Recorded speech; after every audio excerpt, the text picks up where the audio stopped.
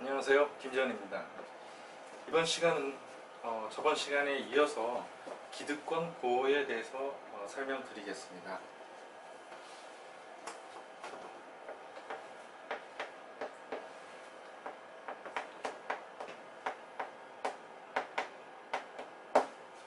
기득권 보호예요. 자, 기득권이라는 것은 합법적인 절차를 거쳐서 권한을 취득한 자를 말합니다. 자, 어떤 사람이 있었어요. 이 사람은 법률에 따라 건폐율 100%로 건물을 지었습니다. 그러다가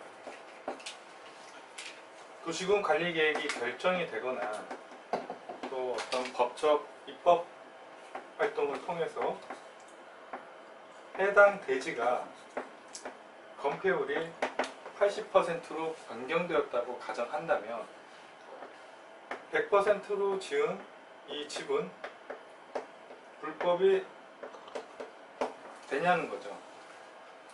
불법이 아닙니다. 왜냐하면 입법 원칙에는요, 소급 입법 금지의 원칙이 있어요.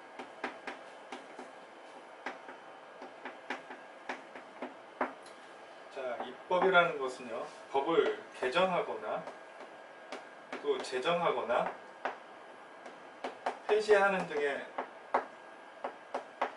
활동을 얘기하는데요. 이렇게 됐다고 해서 이 법적 효력이 이전 거부터 소급 적용하지 않는다는 거예요. 또 실내 보호의 원칙이라는 게 있습니다.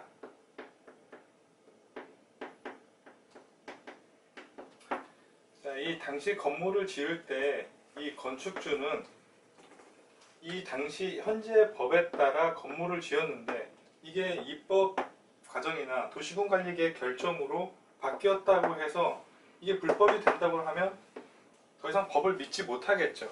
언제 바뀔지 모르니까요. 그래서 이런 원칙에 따라 기득권을 보호한다는 얘기입니다. 그러면 도시군 관리계획에 맞춰서 또 설명을 드리겠습니다. 어떤 사람이 사업 시행자가 사업 또는 공사를 했어요. 그런데 도시군 관리계획이 결정된 겁니다. 어떤 법적 환경이 바뀐 거겠죠. 자, 이럴 때는 어떻게 하냐, 그대로 사업을 하시면 됩니다. 당시 사업과 공사를 하기 위해서 받았던 허가대로 아무런 문제 없이 그대로 할 수 있어요. 그런데 도시군관리계획 중에서 시가와 조정구역,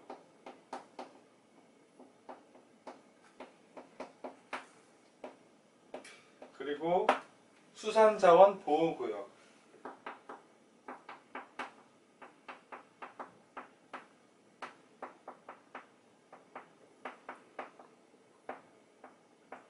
이 두 가지가 결정이 되면요, 3개월 이내 신고를 해야 됩니다. 3개월 이내에 신고를 하시고 역시 그대로 진행하면 됩니다.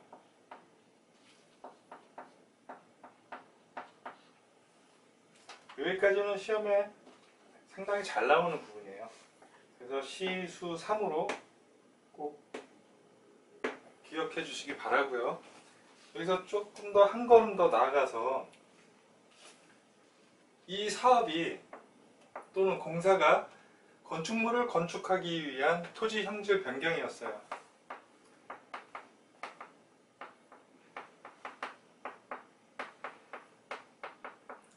토지 형질 변경이라는 것은 땅이 이렇게 있다면 여기에 건물을 짓기 위해서는 일부 땅은 잘라내고 일부 땅은 덮기도 해야겠죠. 이런 것을 토지 형질 변경이라고 합니다. 건축물은 아직 설계가 나오지 않아서 건축 허가를 받지 않은 상태예요. 자, 그렇기 때문에 시간을 단축하고자 토지 형질 변경을 위한 개발 행위 허가를 받고 사업과 공사를 했어요. 그런데 시가와 조정구역과 수산자원 보호구역 이 둘 중에 하나가 결정이 됩니다. 그리고 3개월 이내 신고를 하고 그대로 하는데 공사가 완료됐어요. 공사가 완료됐어요.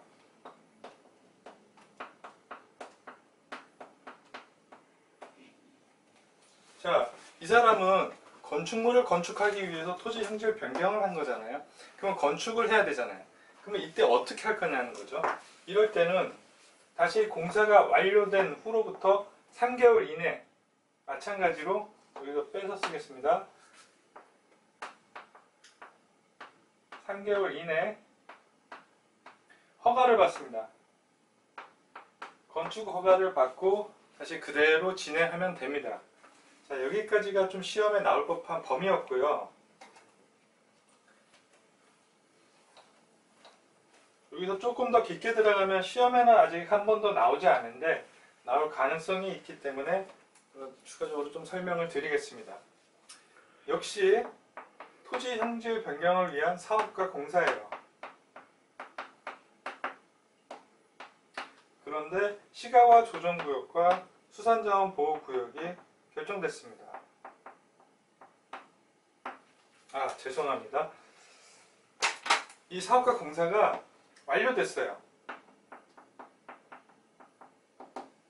완료되고 나서 아직 건축 허가를 받지 못한 상태인데 요 1년이 되기 전에 완료되고 나서 1년이 되기 전에 시가와 조정구역과 수산자원 보호구역이 결정됩니다. 근데 아직 건축물을 건축하지 못했죠. 자, 이럴 때 어떡하냐는 거죠. 그러면 결정 고시 후로부터 6개월 이내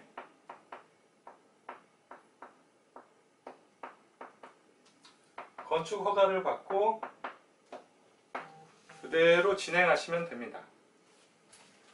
여기까지는 좀 심도 깊은 얘기라 시험에 잘 안 나오는데 혹시 모르니까 체크 정도만 해주시기 바랍니다. 여기까지가 기득권 보호에 대한 얘기였습니다. 자, 이제까지 계획에 대한 학습을 하셨는데요. 이걸 좀 정리를 좀 해보고 갈게요. 제일 첫 번째 배웠던 계획이 광역도시계획이었어요.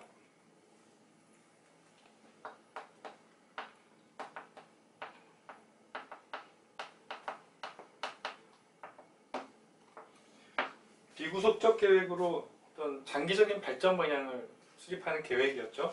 그리고 특광, 특특시, 군에 대해서 둘 이상에 대한 계획이기도 하죠. 이 둘 이상에 대한 지역을 광역계획권이라고 그랬고요. 이 광역계획권이 같은 도 밑에 있다면 군이 계획을 수립하고 도지사가 해당 계획에 대한 승인을 했죠. 그리고 도에 걸친 계획이었다면 국장이 승인을 했습니다. 그리고 중요한 게 있었죠. 국장이나 도지사도 광역도시계획을 수립할 수 있어요. 근데 도지사가 수립한 것, 이거 국장이 승인한다 하면 틀리다고 제가 말씀드렸어요. 이거 속에는 문제 잘 나옵니다. 이게 광역도시계획의 좀 핵심적인 내용이었고요. 그 다음 우리가 두 번째 배웠던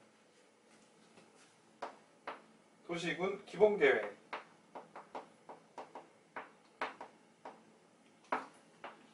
기본계획에서 중요한 내용은 계획의 수립 예외지역이었어요. 수립 예외지역은 두 군데가 있었죠. 첫 번째는 수도권에 속하지 아니하고 광역시에 접하지 아니하고 인구 10만 이하의 시 또는 군이라고 말씀드렸어요. 굉장히 외진 곳이죠. 인구가 되게 적게 사는 그런 곳이에요. 그래서 기본계획까지 꼭 수립하지 않아도 된다라고 예외를 둔 거고요. 두 번째는 광역도시 계획을 수립하는데 기본 계획을 짜야 할 지역을 전부 포함하고 있는 겁니다. 그리고 광역도시 계획이 기본 계획의 내용을 모두 포함하고 있어요. 내용을 모두. 광역도시 계획이 기본 계획의 내용을 모두 포함하고 있다면 계획을 수립할 필요가 없겠죠. 그래서 예외사항입니다. 이 두 가지 경우에는 나중에 도시군 관리 계획을 입안할 때 장기 발전 구상을 포함해야 된다고 설명드렸습니다. 이게 좀 중요한 내용이었죠. 기본 계획에서. 그리고 제일 시험에 많이 나오는 부분이 관리 계획이에요. 도시군 관리 계획. 도시군 관리 계획에서 중요한 내용은 결정권자였죠. 자, 입안 내용에서는 중요했던 게 입안 제한이 중요했어요. 주민이 입안을 제한할 수 있는 거였죠. 전부 다 제한할 수 있는 게 아니라 기반시설, 지구단위 계획, 산업, 유통, 개발, 진흥지구, 그리고 용도지구를 지구단위 계획으로 대체하는 거죠. 기지, 산지라고 말씀드렸고요. 동의요건이 얘는 5분의 4, 나머지 3개는 3분의 2라고 말씀드렸습니다. 자, 입안권자에게 제안을 하면 45일 이내 결과를 통보해 주고요. 거기에 들어가는 비용은 입안 제안자에게 전부 또는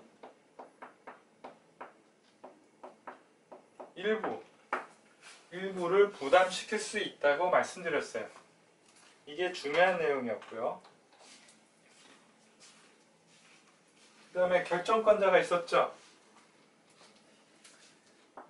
결정권자 예외가 중요했었죠. 대부분 예외가 용도구역에서 나옵니다. 개발 제한구역은 국장이었죠.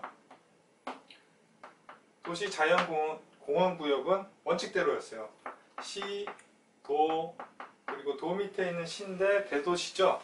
인구 50만 이상 시도 대.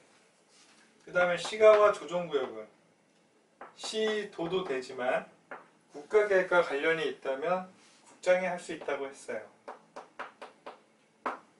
그리고 수산자원보호구역, 이건 쉽죠. 물고기 보호하는 거죠. 수산자원보호구역은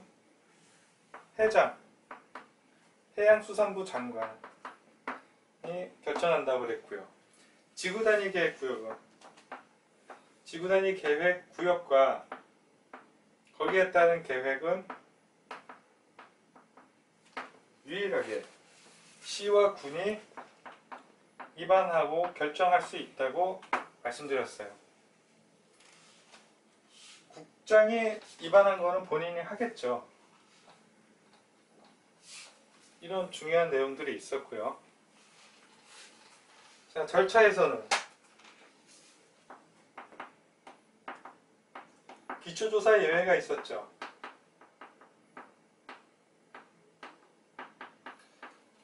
그렇게 많이 나오는 부분은 아니지만 나오면 굉장히 좀 까다로운 부분이기도 합니다.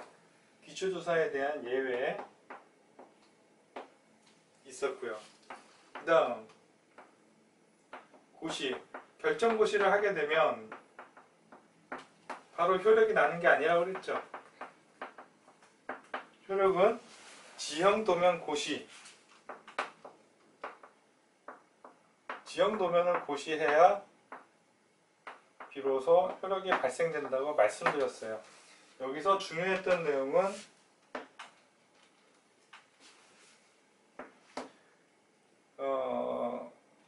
이 고시 다음날 아니고요.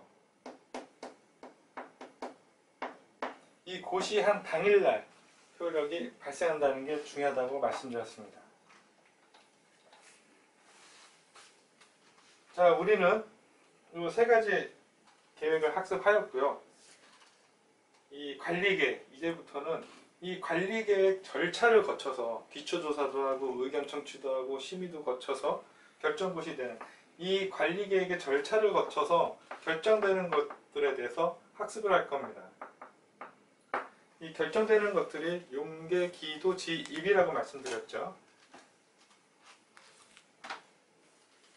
자, 용계, 기도, 지, 입. 요거에 대해서 결정을 하게 되는데, 요것은 용도, 지역, 그 다음에 용도, 지구, 그 다음에 개발제한구역, 도시자연공원구역, 시가와 조정구역, 수산자원보호구역 있었죠. 그리고 기반시설, 기반시설에 대한 계량, 설치, 정비 이런 거였고요. 그 다음 도시개발, 그 다음 정비사업 있었죠.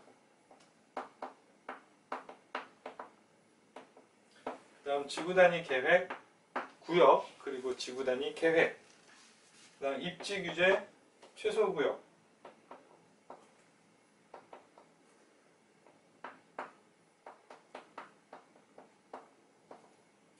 자, 우리는 앞으로 요거에 대해서 순차적으로 학습을 해나갈 예정입니다.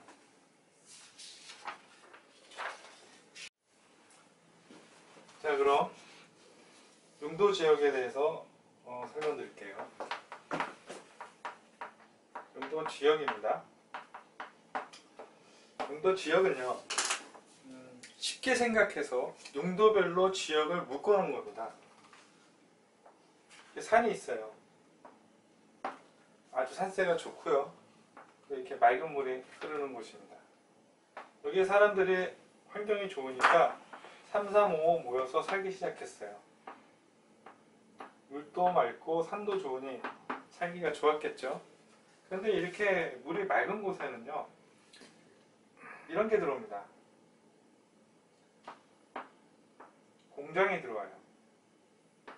그 중에서도 주류 공장이 잘 들어옵니다. 물이 중요하거든요. 자, 이렇게 공장이 들어오기 시작하면 어떤 현상이 벌어지냐면 주거 환경이 굉장히 악화되겠죠. 주거 환경이 좋아지지 못해요. 공장은 공장 나름대로 확장하기도 어려워지게 되고요. 주변 민원으로 해서 사업하는데 에러가 많을 겁니다. 자, 이런 경우는 토지 이용 효율이 좋다고 볼 수 없겠죠. 그래서 용도별로 지역을 나눕니다. 자, 사람들이 사는 주거지역으로 별도로 만들고요. 또 어떤 지역은 공장만 들어설 수 있도록 공업지역이라고 해서 공장지역을 따로 만듭니다. 자, 이렇게 만들게 되면 공장으로 인해서 주거지역의 환경이 악화되진 않겠죠. 이런 식으로 용도를 지정하는 겁니다. 그게 용도 지역이에요. 어렵게 생각하실 필요 없어요. 자, 그런데 용도 지역은요, 중요한 것이 중첩되지 않습니다. 자, 예를 들어서 주거지역을 이렇게 만들었어요. 만들다 보니 사람들도 많이 사고 하니까 여기에 상업시설을 만들어서 장사도 좀 하고 해야겠다 그래서 상업지역을 이렇게 겹쳐버립니다. 그러면 이 지역은 상업도 하고 사람도 사는 그런 지역이 될까요? 아니에요. 절대 이렇게 중첩되지 않아요. 그러나 용도 지구, 용도 구역은 서로 중첩될 수 있어요. 이게 가장 큰 특징이라고 볼 수 있고요.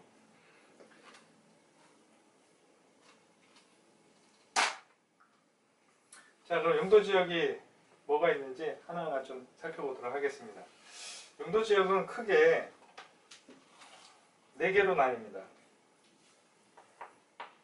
도시지역,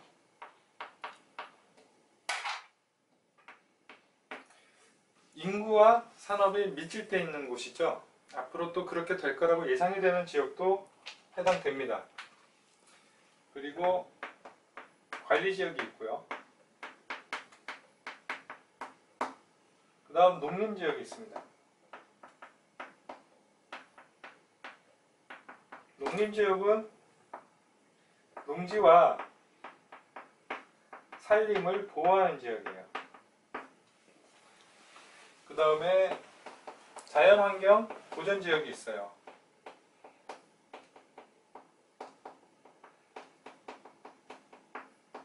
자연환경 보전지역은 농지 빼고 다 보전한다고 생각하시면 돼요. 농지를 제외한 산림, 문화재, 그 다음 천연기념물, 이런 것들, 그 다음 생태계, 해안, 이런 것들을 다 보호합니다. 이렇게 4개 지역으로 나뉘고요. 그 다음 관리지역은요, 이 도시지역이라고 만들어서 주거도 있고요, 상가도 있고 공업지역도 있고 한데, 이 바로 옆에 농림지역으로 지정을 해서 이렇게 논밭으로 만들기는 쉽지 않아요. 이런 경계가 되는 부분들은 도시는 점점 확장해 나가거든요. 그러다 보니까 좀 농지로 하기에도 좀 애매한, 농림지역으로 하기도 좀 애매한 그런 애매모호한 지역들이 생길 수밖에 없어요. 그런 지역이 관리지역입니다. 관리지역은 3개로 나뉘어요. 보전관리가 있어요. 그리고 생산관리가 있고요. 계획관리가 있습니다. 보전관리는 자연환경 보전지역으로 지정해야 마땅한데 애매한 겁니다. 그 옆에 농림지역이 있거나 도시지역이 있어서 자연환경 보전지역으로 지정하기에는 좀 애매한 부분이 있어요. 그런데 이런 지역을 보전관리지역으로 지정해 놓고 자연환경 보전지역으로 주운해서 관리를 합니다. 생산관리지역은요, 농림지역에 주운해서 관리하는 것이죠. 계획관리지역도 도시지역에 준해서 관리하는 거겠죠. 좀 더 정확하게 말씀드리면 계획관리지역은 도시지역으로 편입이 예상되는 곳이에요. 그리고 편입이 예상되는 만큼 제한적인 개발이 가능합니다. 자, 이 중에서 계획관리가 제일 가격이 비싸겠죠. 그 중에서도 자연환경 보전지역이 규제가 가장 강할 거고요. 그만큼 지가의 활용도가 떨어지기 때문에 지가가 매우 낮을 겁니다.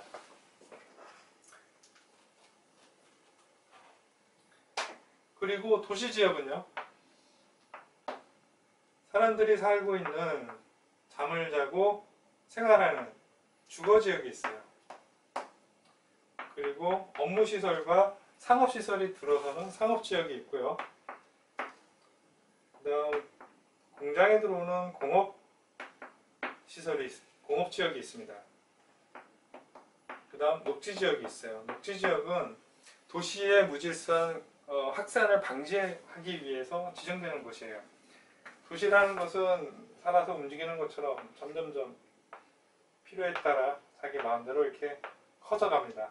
그러면 도시가 제대로 형성이 안 되고 난개발이 생길 수 있겠죠. 그래서 이렇게 녹지로 지정함으로 해서 도시가 더 이상 무질서하게 확산되지 않도록 하는 거예요. 그게 녹지 지역입니다. 자, 이렇게 나뉘어져 있어요. 여기까지가 법으로 정해놓은 용도 지역이에요.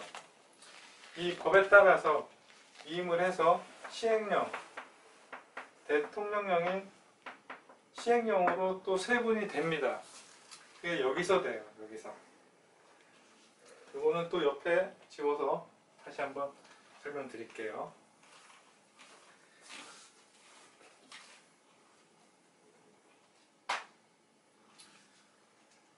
도시지역의 도시지역이 주상공로, 주거지역, 그리고 상업지역, 공업지역, 녹지지역으로 나뉜다고 그랬죠. 주거지역이에요. 그 중에서 이것은 시행령으로 나뉘는 겁니다. 주거지역은 전용 주거지역이 있어요. 일반 그리고 준주거지역이 있습니다.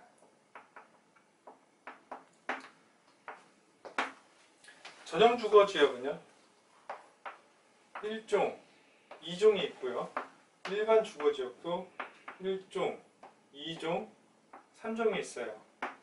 전용 주거지역, 전용 주거지역의 1종 지역은 1종 주거지역은 단독주택 중심이에요. 그리고 2종 전용 주거지역은 공동주택 중심입니다. 공동주택이라고 하면 다세대 주택이나 연립, 아파트 이런 걸 말하는 거죠. 그 다음 일반, 요 두 가지는요 양호한 주거 환경을 가지고 있어요.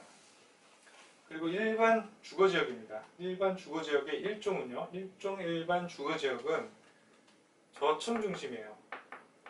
얼마나 저층이냐? 4층 이하입니다.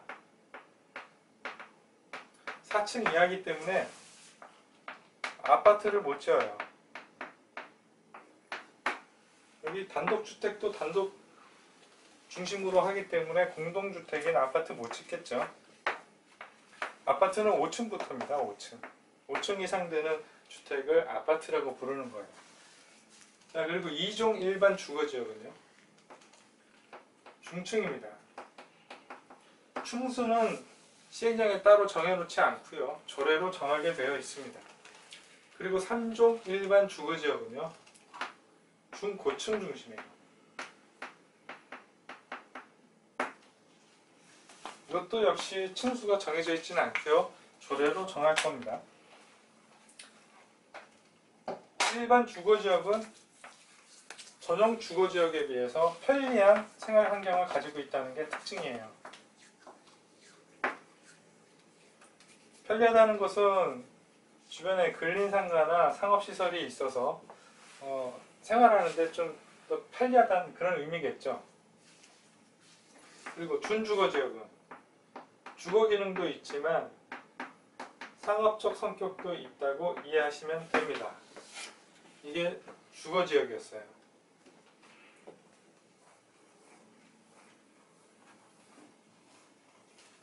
그 다음 상업지역입니다. 나중에 건폐율과 용적률 이런 것들을 배울 텐데요. 상업지역의 세분된 내용들은 이 순서대로 제가 설명드린 순서대로 기억을 하시기 바랍니다. 상업지역이에요. 상업지역은 중심상업지역이 있고요. 이 중심상업지역은 도심이나 구도심에 있는 상업지역이에요. 지하철역 중에서도 사람들이 굉장히 많이 몰리는 역 있죠. 서울의 신도림이나 영등포, 잠실, 강남 이런 데가 도심 또는 구도심이 되는 거예요. 그 다음 일반 상업지역이 있습니다. 말 그대로 일반적인 상업지역이 되겠고요. 그 다음 유통상업지역이에요. 이 유통상업지역은 도매시장을 생각하시면 됩니다.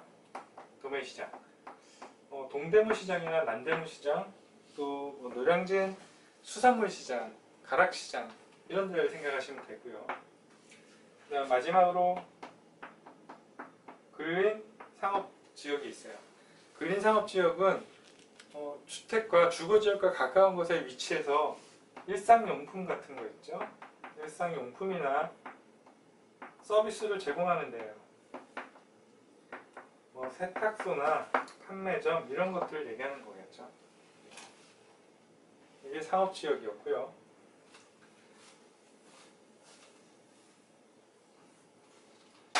그 다음 공업지역입니다. 공업지역은 주거지역과 마찬가지로 전용 공업지역 지역이 있고요. 일반 공업 지역 그리고 준공업 지역이 있습니다. 전용 공업 지역은 공해성 공업이 위치합니다. 공해성 공업이라고 그러면 중화학공업 같은 거겠죠.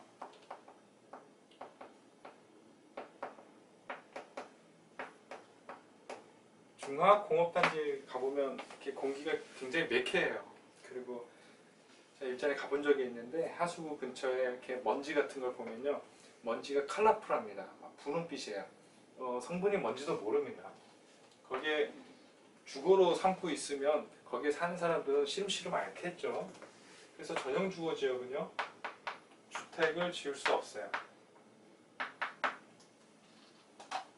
그리고 일반 공업 지역입니다. 일반 공업 지역은 환경을 저해하지 않는 거예요.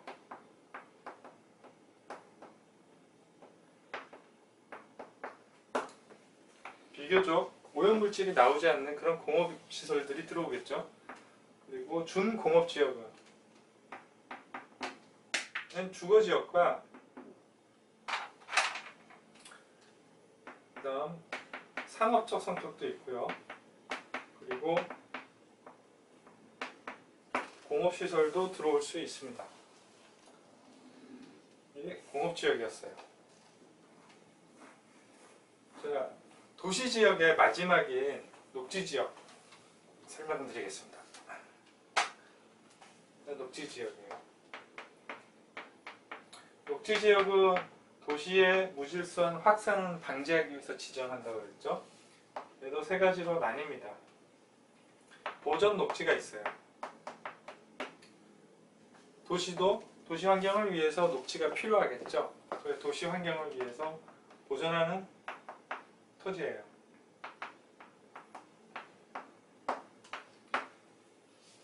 땅을 물려받았는데 도시지역이라고 좋아했더니 보전지역이다. 100년이 가도 가격이 오르기 어렵습니다. 그 다음 생산 녹지지역이에요. 무슨 생산이냐? 농업 생산을 위해서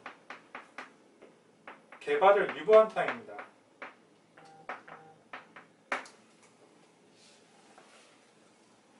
그리고 자연 녹지가 있습니다. 자연 녹지는요,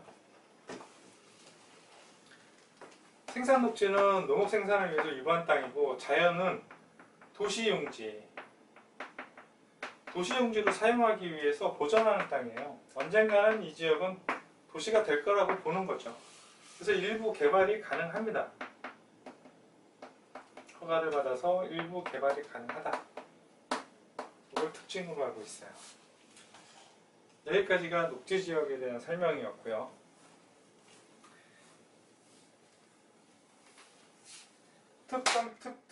특특시 군 단위로요, 이런 주상공록, 도시지역이면 주상공록, 그리고 관리지역, 농림지역, 자연환경 보전지역, 이런 것들이 지정이 되는데요, 어떤 토지가 만약에 미지정되었어요, 또는 미세분되었다고 합니다. 예를 든 거예요.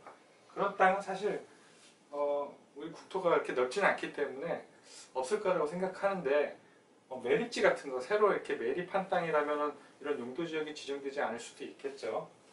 자, 미지정되었다라는 것은 도시지역, 그 다음 관리지역, 그 다음 농림지역, 자연환경 보전지역이 이 큰 4개가 아무것도 지정이 되어 있지 않다는 거예요.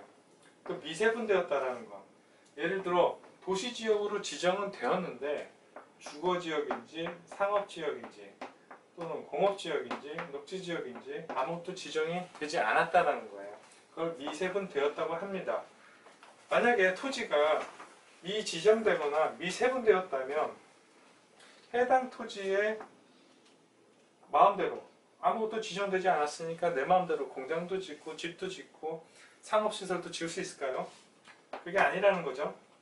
미지정되었다면 도간 농자 중에서 가장 강한 거, 규제가 가장 강한 거, 그게 뭐죠? 우리가 배우진 않았지만, 행위 제한에서 배우진 않았지만 자연환경 보전지역이 행위 제한이 가장 세다는 걸로 직감적으로 알 수 있겠죠. 자연환경 보전지역으로 간주합니다. 따라서 이 지역에 건물을 지으려면 자연환경 보전지역 행위 제한에 따라 건물을 지을 수밖에 없어요. 그리고 만약에 미세분되었어요. 도간농자 중에서 세분된 거는 도시지역과 그 다음 관리지역이었죠. 만약에 관리지역만 지정이 되고요. 보전관리인지 생산관리인지 계획관리인지 아무도 지정이 안 되었다면 그것은 가장 센 거, 보전관리지역으로 보는 거고요. 도시지역이었다면 도시지역으로 지정했는데 전혀 세분되지 않았다. 그러면 가장 센 게 녹지지역에 있죠. 보전녹지. 보전녹지로 보는 겁니다. 제일 센 놈으로 본다. 그렇게 이해하시면 돼요. 이게 시험에 굉장히 잘 나오는 내용이었어요.